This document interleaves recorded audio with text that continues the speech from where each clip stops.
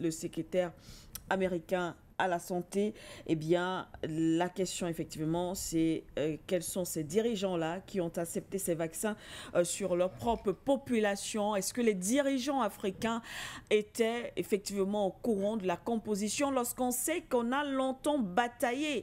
Il y a des États, et même lorsqu'on parlait de la période de Covid, il y a des personnes, des panafricains qui ont dénoncé ces vaccins en mettant en lumière les conséquences, effectivement, de ces vaccins sur les populations. Et d'ailleurs, on voit ces dernières années, on a déjà des cas. Et pour ce cas précis, on parle de stérilisation. Lorsqu'on sait également qu'on estime de l'autre côté qu'il faudrait dépeupler la population africaine, est-ce qu'on pourrait parler de complot, puisqu'on parle de l'OMS, mais aussi de Bill Gates. Monsieur Henri Atangana, je vous envoie la parole pour votre analyse à ce sujet. C'est un sujet complexe, parce que c'est un sujet qui est vieux, et c'est un sujet qui n'est pas toujours assez sourcé, assez référencé. Oui. À propos, si vous reculez dans le temps, vous avez la chance d'avoir mon âge, vous allez vous rendre compte que dans le cadre du virus du sida, par exemple, au début, on expliquait qu'il était né dans les milieux homosexuels américains. Oui. Et après, on nous a été expliqué qu'il est né en Afrique. Oui. Et que probablement dans une forêt quelque part en Afrique, un animal a dû transmettre ça à l'homme par on ne sait quelle magie, et c'est devenu le problème africain. Et puis, on s'est rendu compte, il y a eu plusieurs littératures, plusieurs écrits qui expliquaient qu'il y a eu d'ailleurs un Belge, une campagne de vaccination d'un Belge qui avait été faite, au lieu d'être faite avec du sang humain, avait utilisé du sang de chimpanzé. Je ne sais pas si vous avez lu cet article, il y a très très longtemps. Et que c'est dans cette campagne, parce qu'il y a eu plusieurs hypothèses, et que c'est dans cette campagne de vaccination que le virus du sida serait passé des grands singes à l'être humain. Pourquoi je le dis? Parce que là, vous retrouvez le mot campagne de vaccination. Oui. Ou expérience de vaccination faite en Afrique. On peut continuer comme ça. Il y a des laboratoires en Afrique. On ne sait pas toujours ce que ces laboratoires font. On peut continuer. Vous vous souvenez, au Cameroun, il y a eu, je reste au conditionnel, hein, parce que ce n'est pas toujours référencé. En fait, ceux qui écrivent dessus sont parfois très peu écoutés, très peu lus. Il y aurait eu au Cameroun une campagne, enfin une tentative de soins de sida, dans laquelle on a pris des femmes et qu'on leur donnait les uns un placebo et les autres un médicament qui aurait dû soigner le sida contre rémunération. C'était quoi? C'était encore une campagne de vaccination ou de traitement. Et là, maintenant, on vient sur ce sujet-là de l'OMS et de la tentative ou la stérilisation effective des femmes africaines. Nous avons entendu tous les géopoliticiens mondiaux vous nous expliquer que l'Afrique sera le continent le plus peuplé au monde. D'abord parce que la population est jeune et fait des enfants. Et les mêmes géopoliticiens expliquent, on constate d'ailleurs, ça c'est statistique, ce n'est pas une explication, que la population européenne, elle, vieillit et ne se reproduise pas. Puis il y a les interprétations diverses en la matière, hein, parce qu'on entend aussi tout et le contraire de tout dans ce monde-là. Parce que vous savez que les gens aiment dire aux statistiques ce que les statistiques ne disent pas. Ce qui est sûr, c'est que l'évolution de la population africaine pose un problème à la population occidentale, qui pense, à tort ou à raison en tout cas, qu'elle risque de disparaître.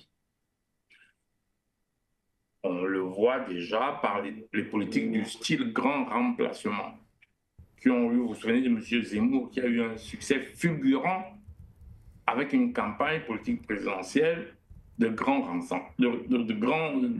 rassemblement. Éviter le grand, pardon, pas rassemblement, remplacement. Très bien.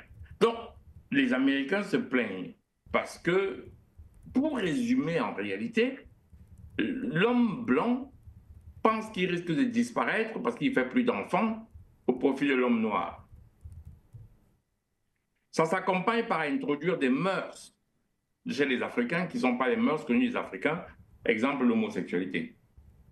Ils ont même payé des chercheurs africains pour faire des thèses de doctorat pour expliquer à quel point ça existait dans nos cultures.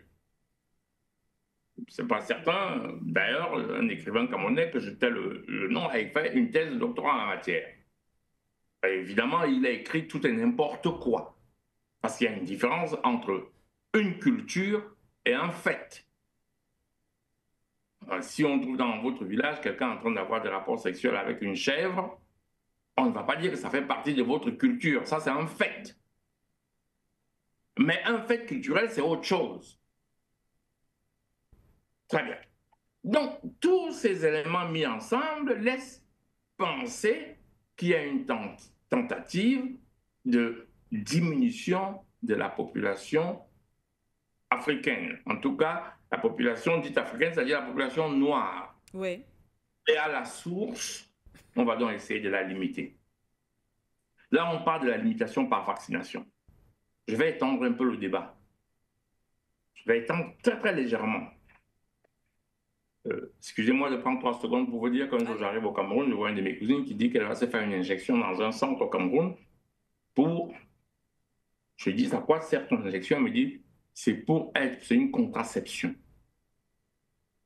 J'ai une injection, elle me dit, oui, il y a des centres de contraception. Ici, on te fait une seule injection et tu restes 6 mois en état de contraception. Je sursaute, je dis, mais c'est pas possible. C'est actuel, hein, madame, c'est que vous pouvez vérifier. Oui. Vous pouvez vérifier. Je dis, mais c'est pas possible. Moi, je viens d'Europe. Je n'ai jamais entendu ça. Pourquoi ce qui marche ici ne marcherait pas en Europe? Toutes les femmes, avant de demander une pilule contraceptive, consultent un gynécologue, fait des tests, on lui prescrit une contraception. Pourquoi en Afrique, on ferait des injections pour une contraception de 6 mois? Pourquoi ça ne marche qu'en Afrique? Je vous ai dit que j'allais légèrement ouvrir le débat. Oui. Je l'ai ouvert. Réfléchissez. Et ça existe actuellement. Revenons sur le sujet. Vous avez vu le parallèle entre les deux? Tout à fait. Très bien. Revenons sur le sujet. Donc, sous prétexte que le prétexte soit avéré ou pas, de nous aider à survivre, on soupçonne que dans les vaccins qu'on nous procure, il y aurait du matériel susceptible de stériliser les femmes africaines. Il y a une question qui se pose, qui est une question de fond, de nos pouvoirs publics. Et je pose la question, comment des États acceptent-ils qu'on injecte à leur population des produits que eux-mêmes n'ont pas analysés? C'est-à-dire que quelqu'un vient et dit, bon, je vous fais confiance, je suis blanc. Quand vous êtes des noirs, voilà un vaccin. Et vous n'avez aucun laboratoire pour vérifier ni la composition, ni le contenu. Je vais élargir un peu le débat. Vous vous souvenez de l'affaire Covid? Tout à fait. Très bien. C'est pourquoi j'ouvre les débats de temps en temps. Parce que pour vous dire que le raisonnement est plus profond que l'affaire de Bill Gates. C'est plus profond que l'affaire de Bill Gates quand on sait que depuis en 1763 déjà, pour exterminer les Amérindiens, les Occidentaux leur distribuaient des couvertures, soi-disant pour qu'il n'ait pas froid, infectés de variole, pour les exterminer. Les Américains du Fort Pitt, Pitt s'écrit P-I-2-T, pour ceux qui vont aller chercher les références. Je sais que nous sommes dans les publications, croyez-moi, en général, quand on dit quelque chose, il y a toujours quelqu'un qui va vérifier si ce que vous dites est vrai. Alors c'est en même temps une bonne chose. Parce que dès que vous sortez de la part. Donc, on connaît cette histoire, elle est connue, elle est sourcée, elle est référencée. Nous sommes en 1763.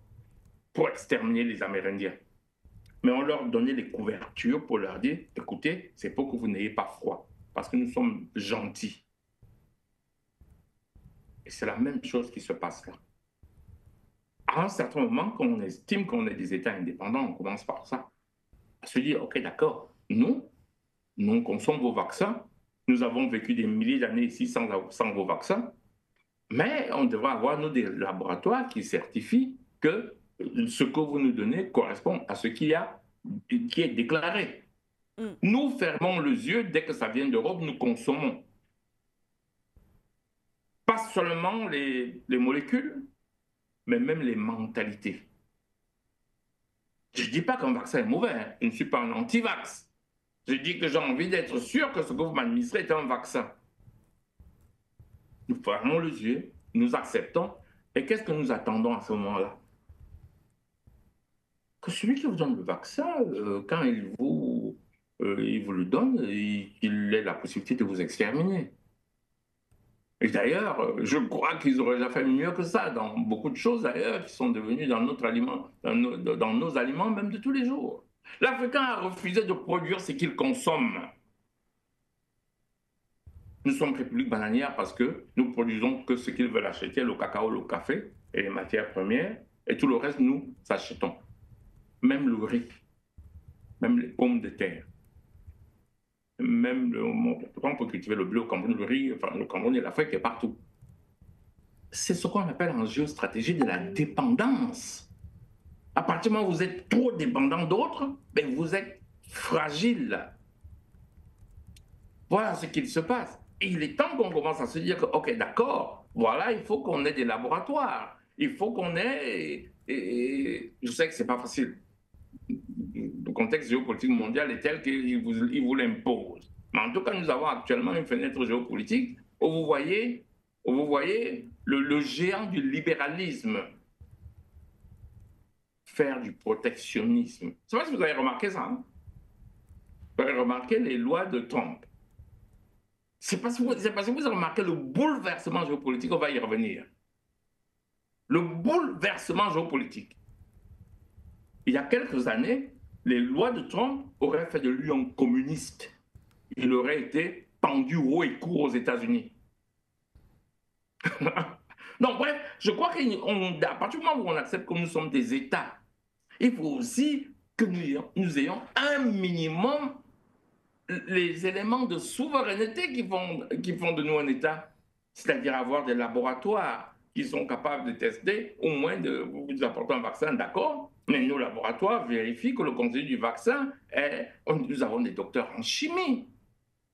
Je ne suis pas chimiste, mais on peut quand même avoir le laboratoire, acheter le matériel pour vérifier la qualité du contenu. On ne peut pas continuer à rester des assistés, des sortes de bénis oui-oui, ou quand il vient nous dire que c'est bien pour nous, nous disons oui, monsieur Leblanc, oui, monsieur l'être supérieur, c'est bien pour nous. Voilà ce qu'il se passe. Je veux juste dire que cette dénonciation de Robert Kennedy et de Bill Gates, moi j'entends parler depuis. Ce n'est que comme on dit, ce n'est que l'iceberg, la pointe de l'iceberg, comme on dit.